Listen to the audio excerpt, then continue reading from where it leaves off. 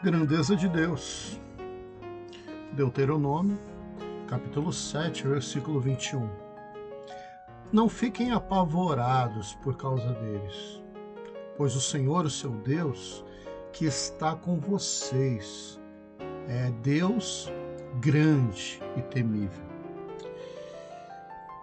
Um livro de um grande pregador chamado William Taylor, chamado Os Mandamentos de Jesus, ele faz uma afirmação nesse livro dizendo que talvez a ordem mais repetida por Jesus em toda a Escritura tenha sido: não temas, não tenha medo, ou até é proibido ter medo. A gente precisa diferenciar, é claro, de medo e temor, né? São coisas diferentes. Uma expressa insegurança, a outra expressa a nossa pequenez diante de um Deus tão grandioso. Quando os discípulos perceberam que a ressurreição era algo verdadeiro, eles ficaram ao mesmo tempo pasmos diante daquela realidade, como ficaram com medo também. Era desconhecido para eles.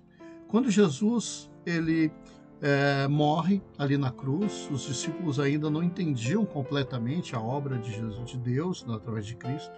Alguns voltaram para a pesca, outros voltaram para os seus afazeres, alguns estavam a caminho das suas cidades, né, de moradia, e conta-se a história dos que estavam ali a caminho de Emaús.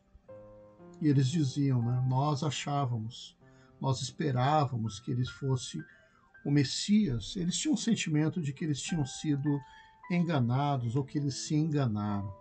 Mas a Bíblia diz que enquanto eles se depararam com o fato da ressurreição, ficaram novamente possuídos de grande temor e assombro. E os dois, a princípio, ficaram com medo, mas quando perceberam que era Cristo, o espírito e o coração deles se encheu de paz e alegria. Tomé, é interessante, o nosso apóstolo, né, que muitas vezes é chamado de um homem que teve pouca fé. Ele precisou tocar em Cristo, nas chagas de Cristo, para que a sua fé fosse fortalecida.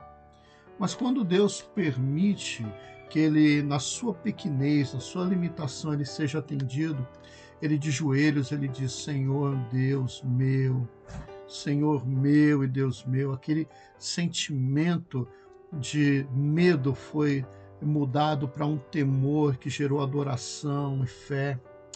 Nós precisamos voltar a ter esse sentimento de temor e assombro diante da grandeza de Deus, que faz coisas que nós não conseguimos compreender, que muitas vezes poderia até gerar medo, mas que num coração sincero vai gerar um temor, que vai gerar adoração e que vai gerar quebrantamento e que vai fazer com que você tenha mais fé. Deus te abençoe.